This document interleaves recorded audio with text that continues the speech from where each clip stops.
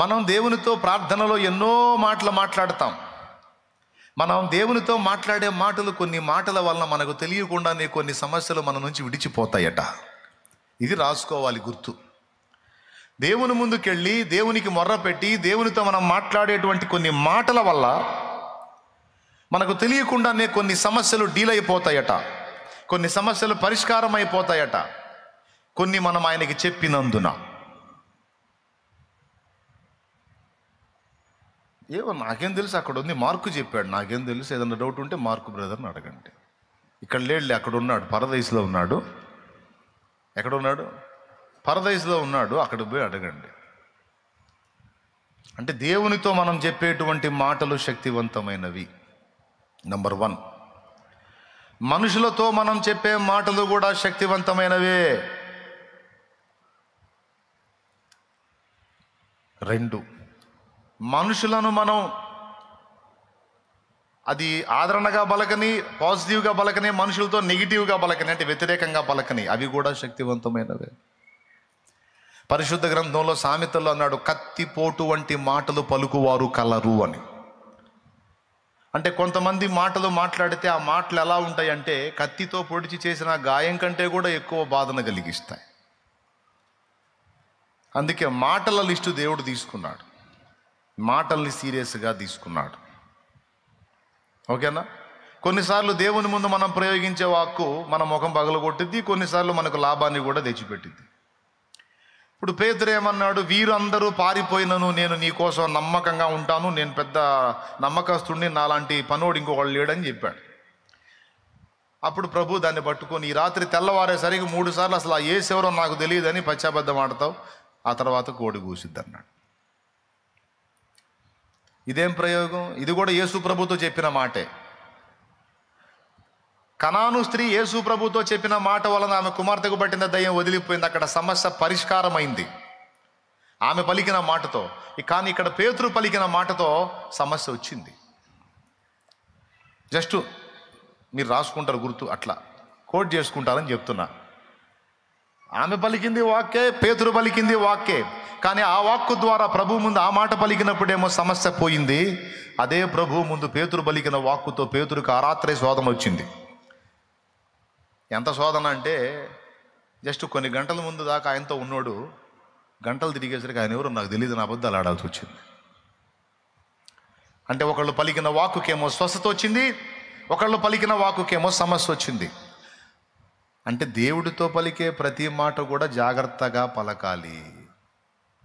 నేను చెప్పలా, ప్రసంగి చెప్పాడు. ప్రసంగి గ్రంథము 5వ అధ్యాయము మీరు ఒకసారి చూడగలిగితే, దేవుని సన్నిధికి దేవుని మందిరమునకు పోవున్నప్పుడు నీ ప్రవర్తన జాగ్రత్తగా చూసుకొనుము. బుద్ధిహీనులు అర్పించినట్లుగా బలి అర్పించుట కంటే సమీపించి ఆలకించుట శ్రేష్టము. వారు తెలియకే దుర్మార్గపు పనులు చేయుదురు. నీవు దేవుని సన్నిధిలో అనాలోచనగా పలుకుటకు నీ హృదయమును త్వరపడనీయక. అద్దుగా మాట ఒక్కసారి ఎప్పుడన్నా ఆలోచించారా మీరు? నీవు దేవుని సన్నిధిలో అనాలోచనగా పలుకుటకు నీ హృదయమును త్వరపడనీయక నీ నోటిని కాచుకొమ్ము అన్నాడు. దేవుడు ఆకాశమందు ఉన్నాడు, నువ్వు భూమి మీద ఉన్నావు కావున నీ మాటలు కొద్దిగా ఉండవలెను. దేవుని దగ్గరకు పోయి నువ్వు ఏది పడితే అది వాక్కరా, కొన్ని నీకు ప్లస్ అయితే కొన్ని నీ ముఖం పగల కొడతాయి. నువ్వు దేవుని ముందుకు వెళ్ళినప్పుడు జాగ్రత్త అన్నాడు. అందుకే దావీదేమన్నాడు? ప్రతి ఉదయమున నా ప్రార్థన నేను సిద్ధపరచుకొని ఉన్నాను అన్నాడు. ఏమన్నాడు? ప్రతి ఉదయమున నేను నీ సన్నిధిని తెలుపుటకై నా ప్రార్థనను సిద్ధపరచుకున్నాను అన్నాడు, మాటలను సిద్ధపరచుకున్నాను అన్నాడు. ఇంట్రెస్ట్ ఉంటే కీర్తన చదువుకోండి, అందులో ఇవన్నీ దొరుకుతాయి మీకు. ఇప్పుడు కాదులే, ఇంటికి పోయినాక. స్తోత్రం. అంటే దావీదుకు తెలుసు అన్నమాట, ఏది పడితే అది మాట్లాడకూడదు ఆయన సన్నిధిలో అని. దేవుని సన్నిధిలో అనాలోచనగా పలకకూడదు. అనాలోచన అంటే ఆలోచన లేకుండా. దేవుని మందిరంలో తప్పుగా ప్రవర్తించకూడదు, దేవుని మందిరములో అనాలోచనగా పలకను కూడదు. తప్పు ప్రవర్తన ఉండకూడదు, తప్పు వాక్కు కూడా ఉండకూడదు. దేవుని ముందు ప్రయోగించేటువంటి వాక్కు, ప్రయోగాత్మకమైన వాక్కు జాగ్రత్తగా నిర్మించుకొని మాట్లాడాలి. ఈరోజు నేను ప్రభు దగ్గరికి వెళ్తాను, ఈ విషయాలు ఇలా పంచుకుంటాను నా దేవునితో. అని నువ్వు ఏమేం చెప్పాలనుకున్నావో స్పష్టంగా ఆయన దగ్గరికి వెళ్ళి ఆలోచనాత్మకంగా మాట్లాడాలి. కొంతమందికి ఏముండవు, అలవాటుగా ఆశుగా కొన్ని మాటలు పలికేస్తూ ఉంటారు, అవి ఎఫెక్ట్ అవుతాయి. కొంతమంది అదొక ఆచారంలాగా ధ్యానంగా అలవాటుగా, ఇప్పుడు ఉదాహరణకి పరలోక ప్రార్థన చేయండి, అందరు నోరు తెరిచి చేయండి, ఏంది సిగ్గుగా చూస్తారు నాకు వెళ్ళి. పరలోక ప్రభువు నేర్పిన ప్రార్థన, రైట్, పరలోకమందున్న పెద్దగా చేయండి, చకచకా చేయాలి, స్పీడ్గా చేయాలి. మా ఎడల అపరాధము చేసి ఉన్న వారిని మేము క్షమించిన ప్రకారం నువ్వు మమ్మల్ని క్షమించు, మేము క్షమిస్తే క్షమించు, క్షమించకపోతే మమ్మల్ని కూడా శిక్షించు. మొహం బదులు కొట్టుకునే మాట కదా. అంటే అవతల వాళ్ళ కేసు మేము కొట్టేస్తే మా కేసులు నువ్వు కొట్టే, లేకపోతే కేసులన్నీ అంతే ఉంచు అంటే రేపు కేసులన్నీ అంతే ఉంటే రేపు మరి దేవుడి దగ్గర మొత్తం లెక్కలోకి వస్తాయి కదా. మనుషుల అపరాధములను మీరు క్షమించిన మీ పరలోకపు తండ్రి మీ అపరాధములు క్షమించిన, మళ్ళా కింద మెన్షన్ చేశాడు. మనుషుల కేసులు మీరు కొట్టేస్తేనే మీ కేసులు దేవుడు కొట్టేస్తాడు, లేకపోతే కుదరదని చెప్పేశాడు. మనుషుల అపరాధములు మీరు క్షమించిన మీ పరలోకపు తండ్రి మీ అపరాధములు క్షమించును, లేకపోతే మీరు క్షమించకపోతే క్షమింపబడరు. ఇప్పుడు మనకు ప్రార్థన తెలుసు కదా, ప్రభు నేర్పిన ప్రార్థన అని. పరలోకమందున్న మా తండ్రి నీ నామం పరిశుద్ధపరచబడును కానీ, నీ రాజ్యం మాకు వచ్చును కానీ, నీ చిత్తం పరలోకమందు నెరవేర్చినట్టు భూమి మీద మంత్రాలు చదివేస్తూ ఉన్నారు మొత్తం. అందులో నీకు రేపు పెద్ద సమస్య తెచ్చిపెట్టే మాట ఒకటి ఉంది.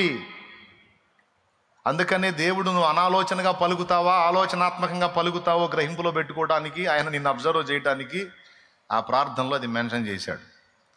అందుకే ప్రభు సన్నిధిలో అనాలోచనగా పలకరాదు. దేవునికి స్తోత్రం చెప్పండి గట్టిగా.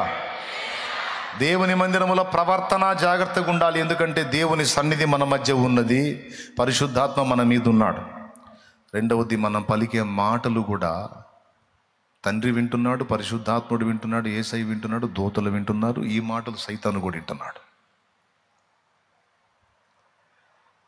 ఒక మాటతో స్వస్థత వచ్చింది, ఒక మాటను ఉపయోగించి ఒక తల్లి స్వస్థత తెచ్చుకుంది తన బిడ్డకి, అదే మాటను ఉపయోగించి ఒక వ్యక్తి ఏమో సమస్య తెచ్చుకున్నాడు. కాబట్టి ప్రయోగాత్మకమైన వాక్కు నంబర్ 1, దేవుడి దగ్గరికి వెళ్ళి మనం ప్రయోగించేటప్పుడు మన వాక్కు చాలా బ్యాలెన్స్గా ఉండాలి, స్పష్టంగా ఉండాలి. ప్రభా నన్ను ఆశీర్వదించు అంటే దేవుడు అంటాడు, ఏ విషయంలో రా నేను ఆశీర్వదించాలని, నీకు తెలియదు ఏముందైనా అన్ని విషయాల్లో ఆశీర్వదించాలి. అట్లా కాదు. ప్రభా నాకు ఆత్మ వరములు నేనాయన 9 కృపావరాలు ఉన్నాయా, ఏది కావాలి, ఏదో ఒకటి నాయన, మొత్తం ఇచ్చినా పర్లేదు ప్రభా, ఏదో ఒకటి నాయన నీ ఇష్టం ప్రభా.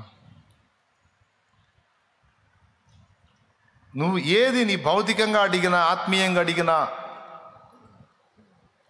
దేవుని ముందుకు వెళ్ళినప్పుడు మన ప్రార్థన స్పష్టముగా ఉండాలి.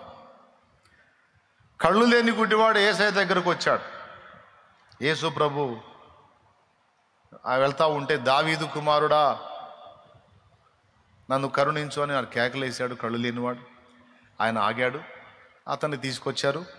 తీరా దగ్గరకు వచ్చిన తర్వాత ఆయన అడిగాడు స్పష్టంగా, నేను నీకేమి చేయగోరుచున్నావు అని. కళ్ళు లేనోడికి ఏం కావాలో, కళ్ళు లేనోడు ఏం కోరుకుంటాడో యేసయ్యకి తెలియదా? ఒకసారి చెప్పండి, తెలియదా? కానీ అడిగాడని మీకు తెలుసా? లూకా సువార్తలో ఉంది.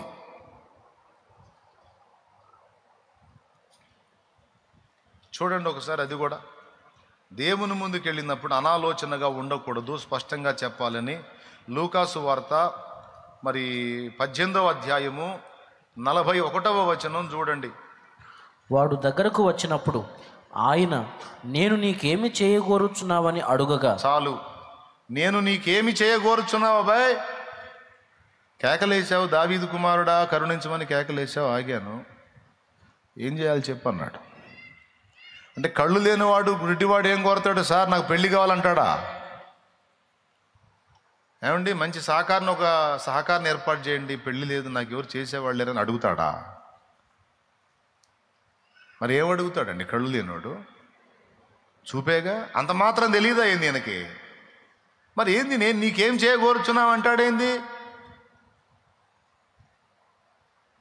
అర్థమైందా? అంటే దేవుడు మన నుండి ఏదైనా ప్రార్థన వచ్చినప్పుడు అది స్పష్టంగా ఉండాలి, కన్ఫ్యూజ్గా ఉండకూడదు. అడిగే మనకి క్లారిటీ ఉండాలి, దేవునికి కూడా క్లారిటీ ఉండాలి. ఏ అంశమైన అడుగు, ఏ విధంగానైనా నువ్వు దేవుని ముందుకెళ్ళి ప్రార్థనకు ఉపక్రమించినప్పుడు నీవు అడుగుచున్న వాటిని దేవుని సన్నిధిలో అలా అనాలోచనగా పలకవద్దు, ఆశువుగా పలకవద్దు, మత్తులో పలకవద్దు.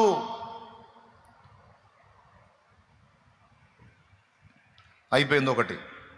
ఫస్ట్ పాఠం, దేవుని ముందు మనం పలుకుతున్న మాటలు ఎలాంటివో చూసుకోవాలి. దేవునికి మనం చేసే ప్రార్థనలో స్పష్టత ఉండాలి. అవసరమైతే ఇదిగో ముందే దేవుడు తన దాసుని ద్వారా రాయించాడు గ్రంథములో, నేను మాటలను సిద్ధపరచుకొని ఉన్నాను, నీ యొద్దకు వస్తాను ప్రభువా అని.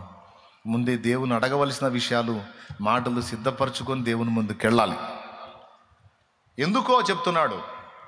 ఒక అధికారి ముందుకు నువ్వు వెళ్ళినప్పుడు, ఒక ముఖ్యమంత్రి స్థాయి వ్యక్తి ముందుకు నువ్వు వెళ్ళినప్పుడు,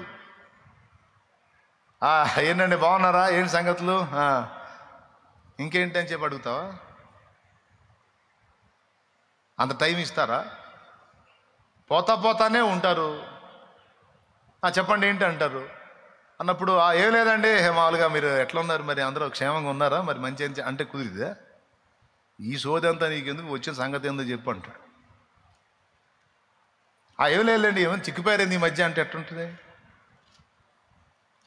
కొంచెం జుట్టు కూడా తెల్లబడ్డట్టుంది, ఏంటండి అసలు ఏం జరుగుతుంది, ఏం తగ్గారు, వేడి తగ్గారు అంటే ఎట్లుంటుంది? ఎవడు ఈయన ఎందుకు రానిచ్చారు, ఈయన బయట పంపించండి అంటాడు. అయ్యే సార్ పలకరిస్తుంటే మామూలుగా మాట్లాడుతుంటే ఏం సార్, ఎన్ని డైలాగులు ఉంటాయి ఆడ, అసలు మాటలు ఉంటాయా? అయ్యా నేనేం చెప్పాలనుకున్నాను, మీ టైంని పాడు చేయటం ఎందుకండి, ఇదిగో లెటర్ రాశాను, దయచేసి దీన్ని చదవండి. ముఖ్యమంత్రి దగ్గరికి వెళ్ళేటప్పుడే, భూలోక సంబంధమైన ఒక నాయకుడి దగ్గరికి వెళ్ళేటప్పుడే నువ్వు ఏది పడితే అది మాట్లాడకుండా అన్ని టైప్ చేసుకొని వెళ్ళినప్పుడు, ఇలాంటి వాళ్ళందరికి పైన నాయకులు పైన నాయకులు అన్ని నాయకులకు పైన ఉన్న అధినాయకుడు కదా యేసయ్య.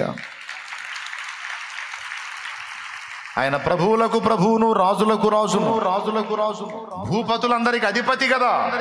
ఆయన ముందుకు పోయినప్పుడు ఇంకా ఎంత జాగ్రత్తగా మాట్లాడాలి. కానీ దేవుని కృప ఏంటంటే, నీకు ఎంత చనువు ఉందంటే, నీ సొంత తండ్రితో నువ్వు ఎంత చనువుగా ఫ్రీగా మాట్లాడతావు, అంతకంటే ఎక్కువ చనువుతో నువ్వు ఆయనతో మాట్లాడడానికి దేవుడు నీకు స్వేచ్ఛనిచ్చాడు. చనువు ఇచ్చాడు కదా. మన్నాంతో పిచ్చి మాటలు మాట్లాడతామా? మన్నాంతో ఏది పడితే అది మాట్లాడతామా? మాట్లాడితే దిగులు వేసుకుంటాడు.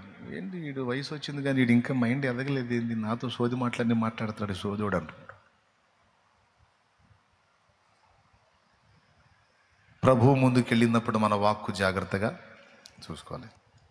దేవుని ముందు మనం ప్రయోగించే వాక్కు జాగ్రత్తగా ఉండాలి. దేవుని సన్నిధిని అనాలోచనగా వచనం చూపించి మాట్లాడాను నేను. అలాగే ఒక ఆమె పలికిన వాక్కు ద్వారా స్వస్థత వచ్చింది. పేతురు పలికిన వాక్కు ద్వారా పేతురుకు రాత్రి సమస్య వచ్చింది. కాబట్టి మనం దేవుని ముందు పలికే మాటలు చాలా జాగ్రత్తగా ఉండాలి అనేది ఒకటి అర్థమైపోయింది మీకు. ఓకేనా?